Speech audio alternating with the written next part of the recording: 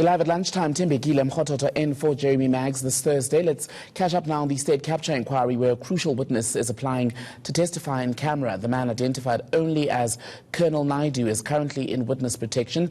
He'll testify about fraud and corruption, we're told, within crime intelligence. He wants the inquiry at least to ensure his safety. Naidoo was a Hawks investigator, Kobus Roelofse's informant.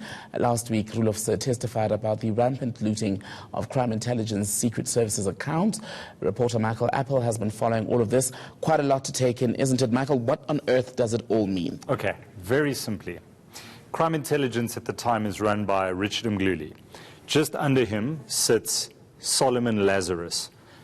Under them somewhere is Colonel Naidoo. This is within the crime intelligence structure. So about 9 years ago, the Colonel Roelofse from the Hawks is brought in to investigate crime intelligence's secret services account, an off-the-books fund that's funded by the taxpayer. There are allegations that that fund is looted. Plane tickets, cars, houses are redone, security upgrades, none of which is state or crime intelligence related. So Colonel Naidoo is turned into an informant by Colonel Roelofse from the Hawks. And because he's essentially ratting on his bosses, including some of the most prominent people in the country, very well connected, some say very dangerous, Richard Mgluli, Solomon Lazarus, he needs to be protected. So his identity is removed from society, placed somewhere in South Africa, we think, and he's now living under a different name, different identity. But because the public state capture inquiry is a public affair, everybody is shown on camera.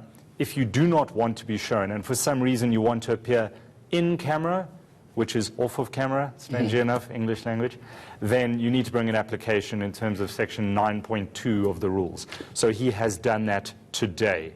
Only thing is, some of the people who's implicating, and there are over 40 people, we're talking parliamentarians, police commissioners, Ranjeni Munsami from the Sunday Times.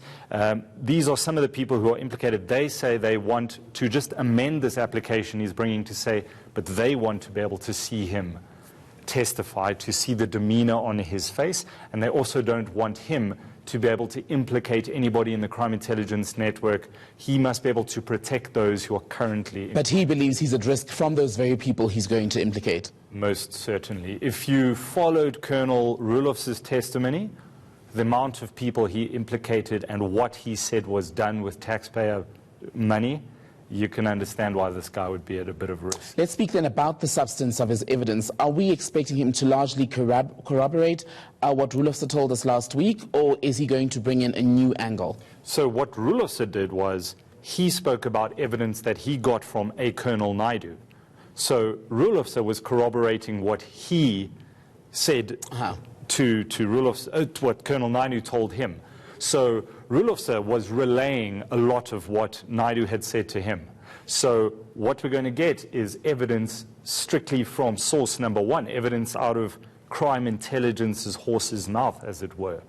So we are not sure. At about 10 minutes past 2 this afternoon, the Deputy Chief Justice is going to rule whether his evidence will be in camera, whether he'll sit in a different room, perhaps, where those who are implicated can see him testifying. We can't see him.